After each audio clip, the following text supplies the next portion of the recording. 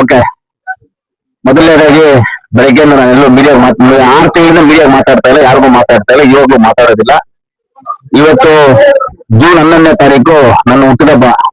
ಪ್ರತಿಯೊಂದು ವರ್ಷನೂ ನಾನು ಎಲ್ಲಾದ್ರೂ ಒಂದು ಗೋಶಾಲೆ, ಇಲ್ಲ ಒಂದು ಅನಾಥಾಶ್ರಮ, ಇಲ್ಲಾಂದ್ರೆ ಒಂದು ದೇವಸ್ಥಾನದಲ್ಲಿ, ಇಲ್ಲ ನಾನು ಪರ್ಸನಲ್ ಆಗಿ ಎಲ್ಲಾದ್ರೂ ಒಂದು ರೆಸಾರ್ಟ್ ಅಲ್ಲಿ ಹೋಗಿ ನಾನು ಫ್ಯಾಮಿಲಿ ಜೊತೆ ಎಲ್ಲ ಆಚರಣೆ ಮಾಡ್ಕೊಳ್ತಾ ಇದ್ದೆ. ಮೊದಲು ಮಾಡ್ಕೊಳ್ತಾ ಇದ್ದೆ, ಆಮೇಲೆ ಬಿಟ್ಟೆ. ಒಂದೇ 2 ವರ್ಷ.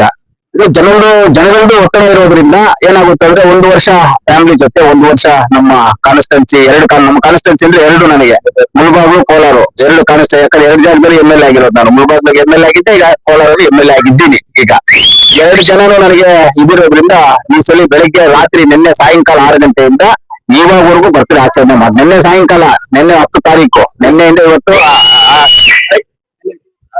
ನಾನು ಆಚರಣೆ ಮಾಡ್ತಾ ಇದ್ದೀನಿ. ಇವತ್ತು ಕೋಲಾರೆಲ್ಲ ಮುಗಿಸ್ಕೊಂಡೆ, ಮುಳಬಾಗಿಲಿಗೆ ಬಂದೆ. ಆಂಜನೇಯ ಸ್ವಾಮಿ ದೇವರ ದರ್ಶನ ಪಡೆದೆ. ಆಂಜನೇಯ ಸ್ವಾಮಿ ದೇವಸ್ಥಾನ ನಮ್ಮ ಅಂಜು ಬಾಸ್ ಹುಟ್ಟಿರೋದಾಗ ಆಂಜನೇಯ ಸ್ವಾಮಿ ದೇವಸ್ಥಾನ ಪಕ್ಕದಲ್ಲಿ ಹುಟ್ಟಿರೋದು.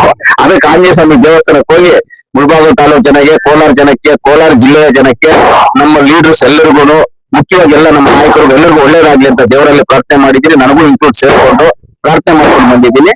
ನಮ್ಮ ಅಂಜು ತುಂಬಾ ಆತ್ಮೀಯತೆ, ತುಂಬಾ ವಿಶ್ವಾಸದಿಂದ ಇವತ್ತು ನನ್ನ ಮನೆಯಲ್ಲಿ ಎಷ್ಟೋ ಸಾಧ್ಯ ನಮ್ಮ ಲೀಡರ್ಸ್ ನ ಎಲ್ಲರೂ ಸೇರ್ತೀವಿ, ನೀವು ಬರ್ಬೇಕು ಅಂತ ಹೇಳಿದ್ರು.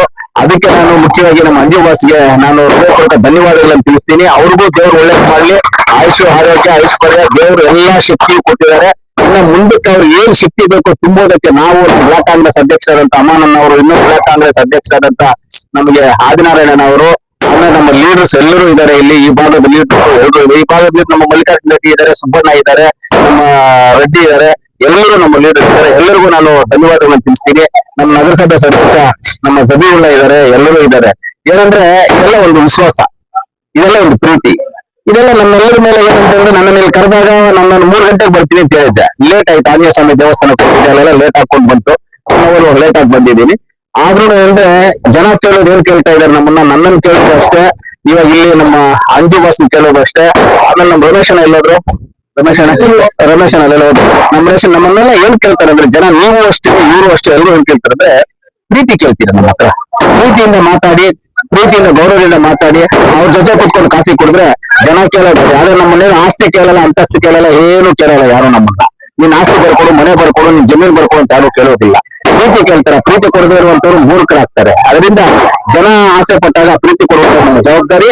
ಅದರಿಂದ ನಮ್ಮ ಅಂಜು ಬಾಸು ಅಂಡ್ ಅವ್ರ ಟೀಮ್ ಏನಿದೆ ಇಲ್ಲಿ, ಆ ಟೀಮ್ ಇವತ್ತು ಕರೆದಿದ್ರು. ಅದಕ್ಕೋಸ್ಕರ ಬಂದು ಅವನ್ನೆಲ್ಲ ಮಾತಾಡಿ ನನ್ನ ಹುಟ್ಟುಹಬ್ಬವನ್ನು ನನ್ನ ಮನಸ್ಸು ತೃಪ್ತಿಯಾಗಿ ಇವತ್ತು ಆಚರಣೆ ಮಾಡ್ಕೊಂಡಿದ್ದೆ. ನಾನು ಎಲ್ಲರಿಗೂ, ನಮ್ಮ ಬ್ಲಾಕ್ ಕಾಂಗ್ರೆಸ್ ಅಧ್ಯಕ್ಷ ಅಮಾನಣ್ಣ ಅವ್ರಿಗೂ, ಅದೇ ರೀತಿ ನಮ್ಮ ಅರ್ಜುನ್ ರೆಡ್ಡಿ ಅವ್ರಿಗೂ, ನಮ್ಮ ಸುಬ್ಬರೆಡ್ಡಿ ಅವ್ರಿಗೂ, ನಮ್ಮ ಕೌನ್ಸಿಲರ್ ಅಂತ ಜಬೀವುಲ್ಲಾಗೂ, ಆಮೇಲೆ ಮುಖ್ಯವಾಗಿ ನಮ್ಮೆಲ್ಲರಿಗೂ ಇಲ್ಲಿ ಇವತ್ತು ಇದೆಲ್ಲ ಅರೇಂಜ್ ಮಾಡಿ, ಊಟ ಅರೇಂಜ್ ಮಾಡಿ, ಇದೆಲ್ಲ ಅರೇಂಜ್ ಮಾಡಿರುವಂತ ನಮ್ಮ ಅಂಜು ಬಾಸ್, ನಮ್ಮ ಸ್ನೇಹಿತರು, ನಮ್ಮ ಲೆಕ್ಕ ಮಾಡಿದ್ರೆ ನಮ್ಮ ಅಜ್ಜಿ ಅತ್ತೆ ಮಗ ನಮ್ಮ ಸಂಬಂಧ.